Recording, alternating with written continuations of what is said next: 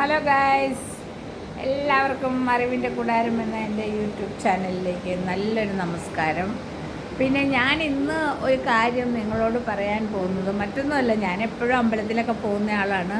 അപ്പോൾ അമ്പലത്തിൽ പോകുമ്പോഴും നമ്മൾ സാധാരണയായിട്ട് എന്താ ചെയ്യുന്നത്, ചില പ്രഭാഷണങ്ങളൊക്കെ ഉത്സവ സമയത്ത് പ്രഭാഷണങ്ങളൊക്കെ ഉണ്ടാവും. അത് കേൾക്കുന്നത് ചില ആളുകൾക്കൊക്കെ ഇഷ്ടമല്ല, പക്ഷേ എനിക്ക് ഭയങ്കര ഇഷ്ടമാണ്, നല്ലതാണ്. ആ മതപ്രഭാഷണങ്ങൾ കേൾക്കുമ്പോഴാണ് നമ്മുടെ അറിവ് വളരെ പരിമിതമാണെന്ന് നമുക്ക് മനസ്സിലാകുന്നത്.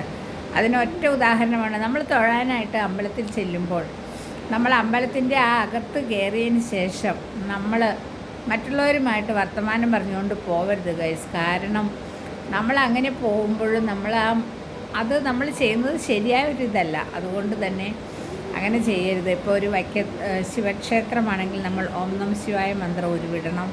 അതുപോലെ കൃഷ്ണൻ്റെ അമ്പലമാണെങ്കിൽ നമുക്ക് ഓം നമോ നാരായണായ നമ എന്ന് ചൊല്ലാം. അതുപോലെ ഭഗവതിയുടെ ഒരു അമ്പലമാണെങ്കിൽ അമ്മേ നാരായണ, ദേവി നാരായണ, ലക്ഷ്മി നാരായണ, ഭദ്രേ നാരായണ ഈ മന്ത്രങ്ങൾ ഉരുവിട്ടുകൊണ്ട് വേണം തൊഴാൻ. അതുപോലെ തന്നെ അമ്പലനടയിൽ എപ്പോഴും നമ്മൾ ചെരിഞ്ഞ് നിന്ന് തൊഴാവൂ, ഭഗവാന്റെ നേരെ നിന്ന് തൊഴരുത്. അതുപോലെ തന്നെ ചില ആളുകളുണ്ട്, പ്രസാദവും പൂവും എല്ലാം മേടിച്ചാൽ അവിടെ തന്നെ നിന്നുകൊണ്ട് പെട്ടെന്ന് അങ്ങോട്ട് തൊടും, എന്നിട്ട് ആ പൂവെല്ലാം താഴെ വീഴും. ആ പൂവെല്ലാവരും ഭഗവാന് സമർപ്പിച്ച ആ പൂവാണ്, അത് നിലത്ത് വീണ് ചവിട്ടി അരച്ചാണ് പോകുന്നത്. പുഷ്പങ്ങൾ അങ്ങനെ ചവിട്ടാൻ പാടില്ല. അതുകൊണ്ട് തന്നെ പ്രസാദവും പുഷ്പവും കിട്ടിക്കഴിഞ്ഞാൽ അതുകൊണ്ട് വെളിയിലിറങ്ങി വളരെ സമാധാനത്തോടെ വേണം നമ്മുടെ നെറ്റിയിൽ ചാർത്താൻ.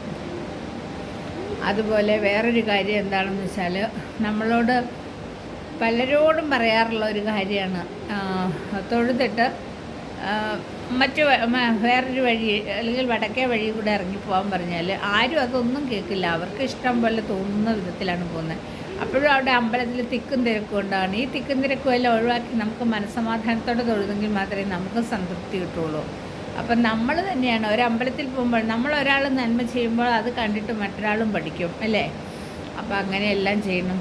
അതുപോലെ തന്നെ നമ്മൾ നമസ്കരിക്കുന്നത് നല്ലതാണ്. ചില അമ്പലങ്ങളിൽ നമസ്കരിക്കാൻ പറ്റില്ല, പക്ഷെ നമ്മൾ അമ്പലത്തിലൊന്ന് ഭഗവാന്റെ മുന്നിൽ നമ്മൾ നമസ്കരിക്കണം. നമ്മുടെ തലയൊന്ന് കുമ്പിട്ടാൽ അത് നമുക്ക് വളരെ നല്ലതാണ്. സമസ്ത അപരാധങ്ങളും ക്ഷമിച്ചു എന്നാണ്, നമ്മൾ അറിഞ്ഞോ അറിയാതെയോ ചെയ്തു പോയ എല്ലാ തെറ്റുകുറ്റങ്ങളും ക്ഷമിച്ചു എന്നാണ് ആ സമസ്ത അപരാധം. ആ സാഷ്ടാംഗ നമസ്കാരത്തിൽ നമ്മളെല്ലാം സമർപ്പിക്കുകയാണ് ചെയ്യുന്നത്.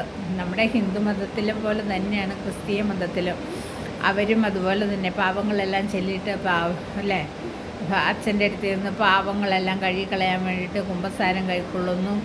അതുപോലെയെല്ലാം. പിന്നെ നമ്മുടെ ആളുകൾക്കുള്ള ഒരു പ്രശ്നം എന്താണെന്ന് വെച്ചാൽ, എല്ലാവരും കൂടെ ഒരുമിച്ച് അമ്പലത്തിൽ പോകുന്നത് വല്ല ദൂര സ്ഥലങ്ങളിൽ യാത്ര പോകുമ്പോൾ മാത്രമാണ്. ഇപ്പോൾ അടുത്തൊരു അമ്പലത്തിലാണെങ്കിൽ പോലും എല്ലാവരും കൂടെ ഒരുമിച്ചേ പോയില്ല. അമ്മ പൊക്കോ, അമ്മ പോയി പ്രാർത്ഥിച്ചാൽ മതി, അല്ലെങ്കിൽ നീ പൊക്കോ, നീ എനിക്ക് വേണ്ടി പ്രാർത്ഥിച്ചാൽ മതി എന്ന് പറയുന്നതാണ്. അതിൽ നിന്നൊക്കെ നമ്മളിനി ഒരുപാട് മാറേണ്ടിയിരിക്കുന്നു.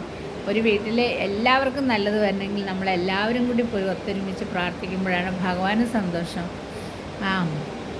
അവരെല്ലാവരും വന്നിട്ടുണ്ടല്ലോ എന്ന് ഭഗവാൻ വിചാരിക്കും. ഭഗവാന് ഒരിക്കലും ഒന്നൊന്നായി വരുന്നതിനേക്കാൾ ഇഷ്ടം കുടുംബാംഗങ്ങളോടൊത്ത് വരുന്നതാണ്. അത് നമ്മൾ മറ്റുള്ള ആളുകളെ കണ്ടു തന്നെ പഠിക്കേണ്ട ഒരു കാര്യമാണ്.